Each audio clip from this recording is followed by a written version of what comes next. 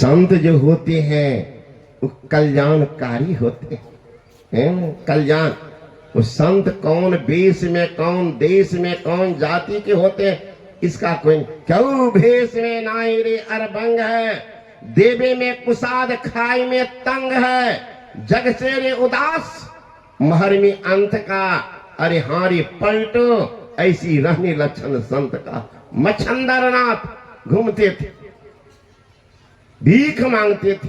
अब आपको पता होगा ये भीख मांगा कहीं संत हो। एक घर में गए, अरे माई कोई हो, भगत भिक्षा न दे। निकली एक माई, देखती है अलमस्त बाबा जी। गई, देख करके थोड़ा भिक्षा लेकर के उनके पात्र में डाल दी। मत्स्येंद्रनाथ देखने में भी सुंदर, देख करके लौटी, रोने लग गई। मच्छंदरनाथ अबाक, रोई क्यों? आवाज लगाते हैं, अरे ओ माई, अरे माई, रोई क्यों? बेचारी अपने हृदय की व्यथा संत के पास सुनाती कि साधु बाबा, मैं कौन जन्म की अभागिनी पापनी हूं, अभी तक गोद खाली है। आप भी किसी माँ के ही पुत्र हो। वो माँ कैसी सौभाग्यशालिनी थी कि आपके जो संत पुत्र को गोद में खिलाई, जिनके स्पर्श से आज दुनिया के कल्याण कर रहे हो। धन्य है वो माँ। हे बाबा, तुम तो कल्याण करने के लिए निकले, मैं ऐसी अभागिनी देख रहे हो, मकान महल सब कुछ। राम भक्त जई वंश में सो कुल परम पुनीत, लक्ष्मीपति तर जात है, देव पितर सहमीत। जिस घर में राम भक्त पैदा ले लिया तो कहते हैं राम भक्त जई वंश में सो कुल परम पुनीत, लक्ष्मीपति तर जात है, देव पितर सहमीत। भगवान शंकर भी कहते हैं, हे उमा धन्य उमा सुनो, जगत पूज्य सुपुनीत, श्री रघुवीर परायणा जही न उपज विनीत। हे उमा धन्य है वह परिवार घर जिस घर में संत पुत्र पैदा ले लिया। अपना ही उद्धार करता अपना तो कर ही लिया, अपने बीते हुए 14 कुल का उद्धार कर देता है। भगवान राम बैठे हुए थे, उनको आभास हुआ हमारे पूर्वज कोई अधोगति में जा रहे हैं, कोई स्वर्गलोक आ रहे हैं। हे भगवान, मेरे रहते हुए उनकी दुर्दशा व्यथित थे। दूर के कहा वशिष्ठ मुनि से, महाराज महाराज राम रो रहे हैं। आए वशिष्ठ मुनि का बेटा क्या हो गया? का सरकार, मैं ध्यान में बैठा था, आभास हुआ हमारे पूर्वज अधोगति में आ रहे हैं, मेरे रहते उनको अधोगति। भगवान राम से वशिष्ठ मुनि ने कहा, हे राम, तुम पुण्य का कुछ अंश दान कर दो, उनका कल्याण होगा। आप दान करवाए हैं, 14 का कुल का उद्धार किए। भगवान राम के 14वां पीढ़ी थे राजा हरित, उनके पुत्र हरिब्रज, उनके पुत्र हरिश्चंद्र, उनके पुत्र रोहित, उनके पुत्र बाहु, उनके पुत्र सगर, उनके पुत्र असमंजस, उनके पुत्र अंशुमान, उनके पुत्र दिलीप, उनके पुत्र भागीरथ, उनके पुत्र सैदास, उनके पुत्र रघु, उनके पुत्र अज, उनके पुत्र दशरथ, उन्हीं पुत्र राम। 14 कुल का उद्धार करने वाला है। हम भी अपने माँ बाप का बेटा क्या कर रहे हैं? एक लोटा पानी के लिए तो घर में बाप मर रहा है, न बेटा देता है न पुत्र। साक्षात अगर धरती के देवता कोई है महाराज, हमारी माँ बहन ख्याल करना, साक्षात देवता कोई है तो सास ससुर है। तो एक लोटा पानी के लिए मर रहा है, न बेटा देता है न पुत्र। अब दोनों पिकनिक मनाने जा रहे हैं, यहाँ तो घर में साक्षात देवता रो रहे हैं, पानी के लिए मर रहे हैं, तड़प रहे हैं। अब बाहर में जीवत पिता पानी ला तंगा, अब मरल पिता का पहुंचा गंगा। जीवत पिता को मच्छर मारा जान, अब मरल पिता का मछरी पर मछरी, खटिया पटिया बाछी करो दान, बाबा को होगा कल्याण। जीवत पिता को मिला न भोटिया, अब मरल पिता के तो तकिया दान के बाबूजी को मिले जगह। मरते समय कमर में वो मोबाइल खोस दीजिएगा, पूछिएगा बाबूजी मिलना सब कुछ गए तो सब पर सुते छो ना कि पंडित जी का बेटा बेटी सो रहा। तो एक लोटा पानी के घर में दम, जीवत पिता पानी ला तंगा, अमरल पिता पहुंचा गंगा। तो ज्ञान के अभाव के कारण देखिए साक्षात देवता सास ससुर, एक लोटा पानी हमारी बचा दो रे बहू, प्यास लगी है, एक लोटा पानी। एक लोटा पानी के लिए घर में माँ बाप सास ससुर का निकल रहा दम, अब बाहर में बेटा पुतोह मिलकर जोर लगाते हैं, बोल बम। यहाँ माँ बाप को हो रहा पानी के लिए नाखो दम। अरे पहले देवता को खुश करो तब ना बम करो, या देवता तो नाराज है। डाक वचन है, घर के देव मरे पियासा। कौन देव? मिट्टी का पिंडी नहीं, पत्थर का मूर्ति नहीं, कागज का भगवान नहीं, साक्षात भगवान सास ससुर पानी के लिए मर रहा। घर के देव मरे पियासा, बाहर करे जलधारा, ऐसा पुत्र ऐसा पुतहु नरक के भागी, महादुष्ट हत्यारा, नरक होगा। ख्याल करना हमारी भाई बहन, क्या कर रहे हो? देवता को लतियाते हो, अब पत्थर के मूर्ति को हथियाते हो, है ना। रगड़ रहा कपार में शंकर भगवान पर, हथिया रहा शंकर भगवान घरे में। घरे के मंदिर बनेबे, मंदिरबा में की करे जेबे। सास मेरी गौरी, ससुर महादेवा, पति का भगवान बनेबे, मंदिरबा में की करे जेबे। जेठानी का गंगा, देवरानी का जमुना, नंदी का तुलसी बनेबे, मंदिरबा में की करे जेबे। यहाँ जा रही है 1000 भगवान को पूजने की। तो मैं कह रहा था, मच्छंदर नासियो माई कहती है, बाबा आप भी किसी माँ के बाप की बेटा, धन्य हुआ माँ बाप। मैं कैसी अभागनी पापनी हूं बाबा, गोद अभी तक खाली।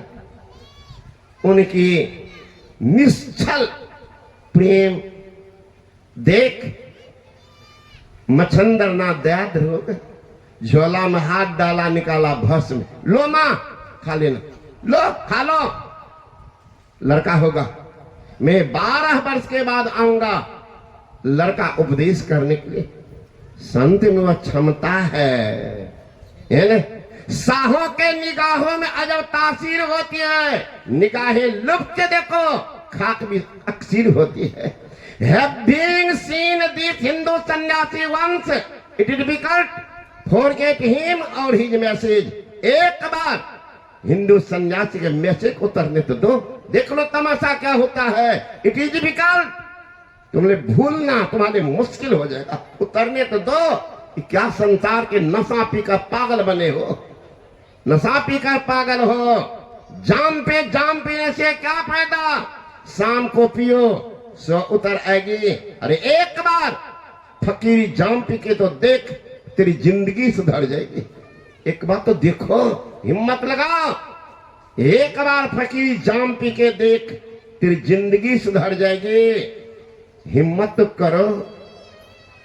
तो भस्म दिया, माई मैया आ गई, महिला का स्वभाव, आंगन में बोलने लगी, बाबा दिए हैं भस्म, हमको भी अब लड़का होगा, हम भी पुण्यवती कहलाऊंगी। अब भागनी लोग कर मायदा बहलाने लगी। बाबा कहाँ के थे कहीं नहीं पता, क्या नाम था बाबा का वो नहीं जानती। क्या करने आए थे बाबा का, भीख मांग। जरे पागल, इतना व्याकुल हो बेटा के लिए, और भीख मांगा में इतना ताकत, बेटा देता। हमारे गुरु महाराज के गुरु थे बाबा तुलसी साहब, कोई रंग ढंग नहीं, माना कपड़ा कौन पहनते थे? दर्जी जो कतरन काट करके फेंक देते थे, उठा कर ले आते थे, और उसी कतरन में बबूल का कांटा घुसा घुसा के थोड़ा बना लेते थे शरीर के अंग को ढकने के। विचित्र रंग ढंग का उनका आभूषण। और उनके शिष्य थे बाबा साहब, देवी साहब, ये काला कपड़ा पहन, इधर ललका शुरू हुआ गुरु महाराज के संग से। तो तुलसी साहब के प्रमुख 4 शिष्य थे। शिवदयाल सिंह, जिनके नाम पर चल रहा है राधा स्वामी मठ, शिवदयाल सिंह, बाबा देवी साहब, गिरधारी स्वामी और सूर स्वामी। जन्मान थे सूर। एक रोज ऐसे सत्संग में बैठे, गिरधारी स्वामी बहुत विद्वान थे, नहीं आए हुए। तुलसी साहब ने कहा सत्संग का समय हो गया। गिरधारी को समय का ज्ञान नहीं है अभी तक। सूर बैठा हुआ था, सूर स्वामी। कहा गुरु महाराज, आगंतुक लोग आए हैं, तो बेचारे बड़े उसी में सेवा में तल्लीन, इसलिए विलंब हो रही। तुलसी साहब ने कहा तुम बैठ करके बात बना रही हो, तुम पाठ नहीं कर सकता?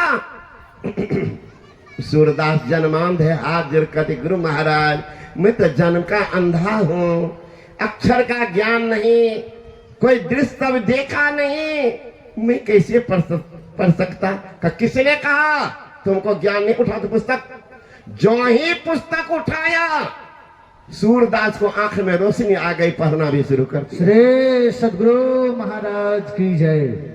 अंधा भी पढ़ने लगा। साहों के निगाहों में अजब तासीर होती है। निगाहें लुत्फ से देखो, खाक भी अक्सर होती है। मैया कहती है कि बाबा दिए थे। कारी पागल, जिस बाबा जी का अता पता नहीं, नाम पता नहीं, खाएगी कहीं पेट में पत्थर होगा तो खोजते रहेंगे बाबा जी को। कहीं खाएगी पेट में बच्चा उल्टा पुल्टा कोई जादू टोना करके दिया होगा पैसा ऐठने के लिए। बाबा जिया भीख मांगा है ना, बच्चे को उल्टा देगा का पैसा लो तो सीधा कर देंगे, तो मर जाएगी। बच्चा क्या लेते? कहीं शरीर को इतना ना भारी बना देगा ना कि गांव में आग लग जाएगी तो जल के मर जाएगी, भाग बंद गई। सोच रहे कि ठीक है, कहती बाला ऐसे बढ़िया झंझट बढ़िया भले फिरिए का क्या करें, का क्या फेंक दो। वो भस्म को फेंक करके गांव के बाहर में पूरे गांव के लोग गोबर जमा करते थे, उसी गड्ढा में जाकर डाल दी। 12 वर्ष के बाद मच्छंदर पहुंच गए माई के घर में। मैया वो लड़का कहाँ है?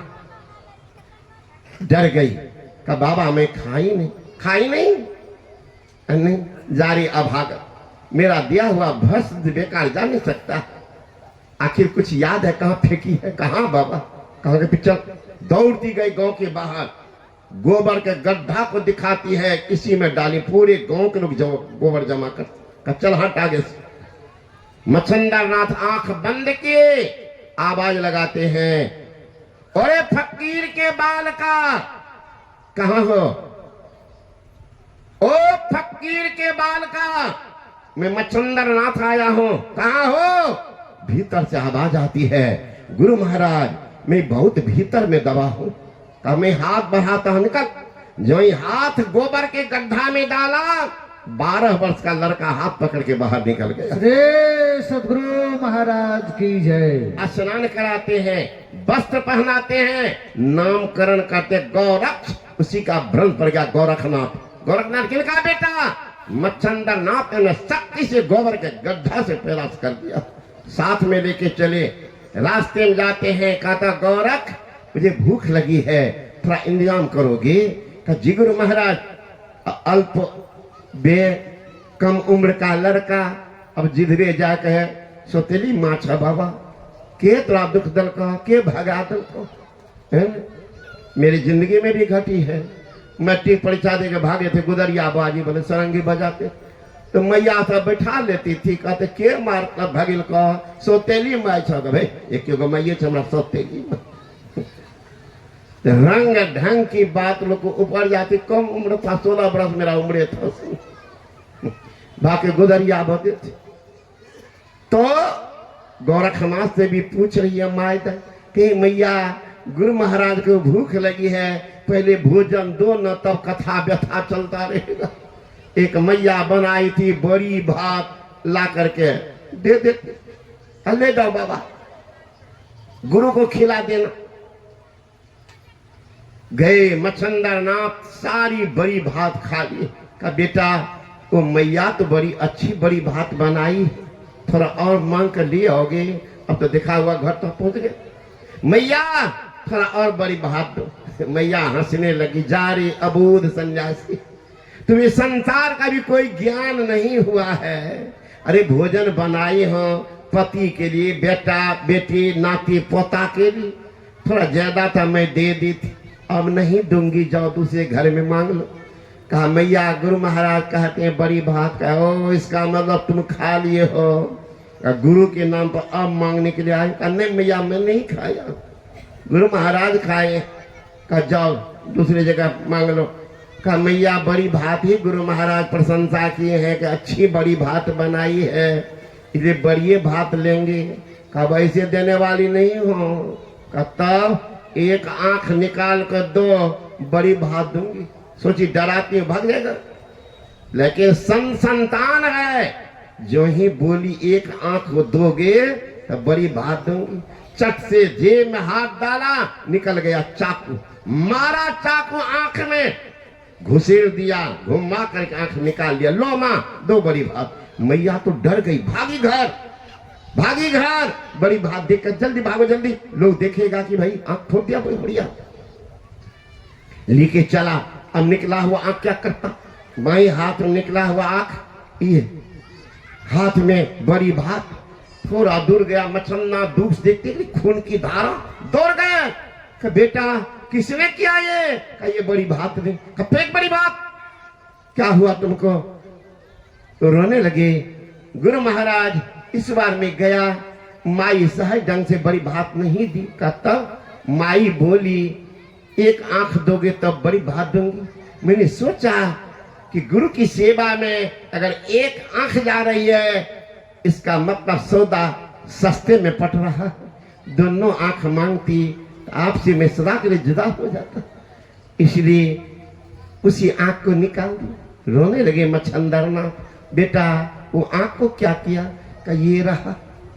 बाएं हाथ से मच्छंदरनाथ उठाते हैं आंख को, इस आंख पर सटाते हैं, हाथ फेर करके रोते बिलखते पकड़ के जो ही छाती में सटाते हैं, इस आंख में तो रोशनी आ ही गई, दिव्य दृष्टि भी खोल दी। श्री सदगुरु महाराज की जय। साहों के निगाहों में अजब तासीर होती है। निगाहें लुत्फ से देखो, खाक भी अक्सीर होती है। उत्तम है जीवन, सुंदर शरीर मिला, बर्बाद मत करना। संत की शरण जाइए, उनसे शिक्षा दीक्षा लेकर जीवन को सनातन कीजिए। समय ज्यादा हो रहा है, मेरा एक्सप्रेस खुलता है तो समय का थोड़ा ख्याल नहीं रहता, बुरा न मानेंगे। सोच रहे थे 6 के अंदर खत्म करें, जो कि मायदा दोहर से आती है, रात्रि में जाने में दिक्कत होती है। इसीलिए मैं अपने वाक्यों को विराम देता हूँ, कल पुनः आप लोग सुनिएगा। बोले श्री सदगुरु महाराज की।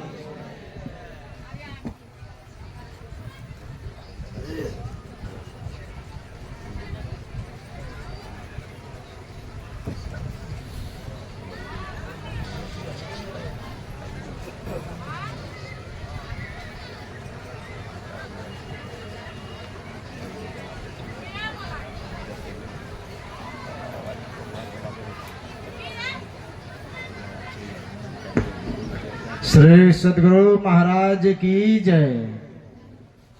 अभी आरती के बाद पूज्य महर्षि योगानंद प्रभु जी महाराज के कर कमलों द्वारा इस आश्रम का शिलान्यास किया जाएगा, इसलिए इस मंदिर के लिए भी आप लोग विशेष रूप में पूज्य बाबा का आशीर्वाद भी उसमें रहेगा, और आप सबका भी आशीर्वाद इस मंदिर के ऊपर रहे। और इस मंदिर से इस क्षेत्र में संत मत का प्रचार, गुरु महाराज जी का प्रचार हो, इसी उद्देश्य से यह कार्यक्रम, यह मंदिर का निर्माण किया जाएगा। आर्थिक बात पूज्य बाबा जाएंगे शिलान्यास करने के लिए। श्री सदगुरु महाराज की जय।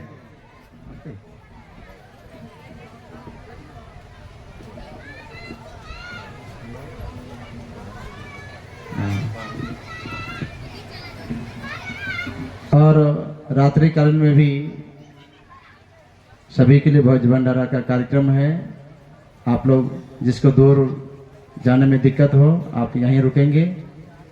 श्री सदगुरु महाराज की जय। अब आइए एक साथ आरती करते हैं।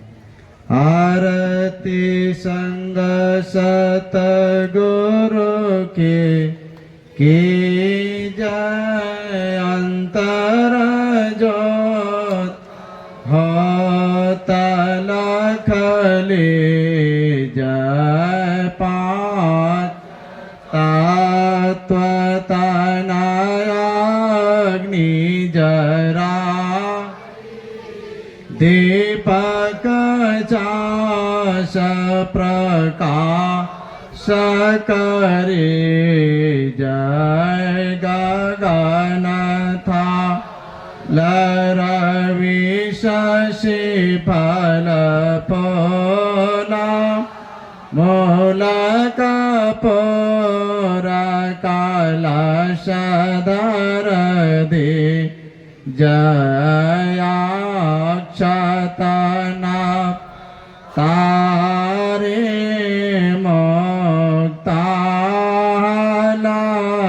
पोह पमाल हिय हार गोहे जैसे तपान। मिष्टान मिठाई चंदन धूप दीप सब चीज झलक। झांझ मन मीन मंजी मधुर मधुर ध्वनि मृदंग सोने जय। सर्व सुगंध ओढ़े चले आकाश। मधुकर कमल केले दोने दे जय। निर्मल ज्योत जरत घट माई। देखत दृष्टि दोष सब छे जय। दर धार अमृत बहे आवे। शतमत द्वार अमर रस जय। पे पे यशोरत मत वाले चढ़ चढ़े ओ माय। मेरा शरीर